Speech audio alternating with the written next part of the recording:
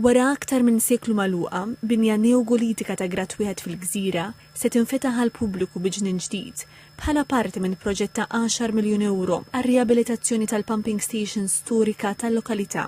Il-pumping station, illi hija monument skedat u parti importanti mill-infrastruttura tal-ilma ta' Malta li ntmiem is-seklu 19, se tiġi restawrata fil-waqt l-art ta' madwara se tinbidel fi spazju miftuħ għall-komunità. Il-kap eżekuttiv tal-Korporazzjoni għas-Servizzi tal-Ilma Karl Cilja għal ta' dan il-proġett u għal kif servi tal-aktar minn seklu lil dan il-pajjiż. Il-pumping station tagħmel l-istess għas-seklu li ġej, għalli s-sistemi qed jittibu sabiex tkun tista' topera b'aktar effiċjenza u b'inqas torbju minn qabel. Minnaħa qed niżguraw nissalvagwardaw l-assi tal-korporazzjoni. Pumping station li għadha tintuża fl-aħħar seklu bħala pompa waħda mill-pompi ewlenin ta' drenaġġ f'Malta. Ġraħ jkun ir-restawr tal-binja u tal-operat ta' drenaġġ.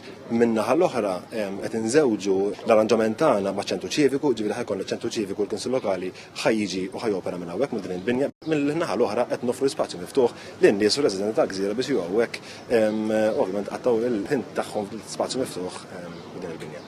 Id-diżin ta' dan il-proġett ġie żviluppat l-ewwel internament mill-Korporazzjoni għas-Servizzi tal-Ilma u issa qed jitmexxa l quddiem f'kollaborazzjoni ma' AP Valletta, l-Istudju Malti rebbieħ ta' diversi premijiet li jispeċjalizza fil-wirt sostenibbli u li huwa responsabbli mid-diżin dettaljat u l-eżekuzzjoni arkitettonika tal-proġett.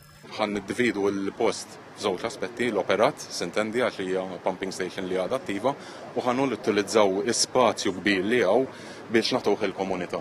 Ħankunu qed niftħu żewġ toroq, triq ta' wara u triq ta' quddiem biex bekk anke il-binja minnha nnifisha jsir tranzizzjoni naturali għall komunità biex tgħaddi mill-naħat tal-Gżira fuq wara għal Taslima u l-Gżira ta' quddiem. Żied jgħid li l-ġnien il-ġdid se jinkludi landscaping, postijiet fid-dell, spazji fejn in-nies jistgħu jinġabru u sistemi sostenibbli għal ġbir tal-ilma tax-xita. Se jintużaw ukoll pjanti lokali li jifilħu n-nixfa u se jsir xogħol sabiex jidhru aħjar il-faċċati ewlenin tal-binja storika. Il-Ministru għall-Ambjent, l-Enerġija u l-Indafa Pubblika Miriam Dalli qalet li għal 20 ta' snin kien hawn l-impressjoni li l-wirt storiku u l-infrastruttura moderna huma f'kunflitt ma' xulxin. Qalet iżda li dan il-proġett huwa prova li dan il-ħsieb huwa żbaljat u qalet li dan huwa l-mudell li jrid ikompli jitwettaq fil-proġetti futuri.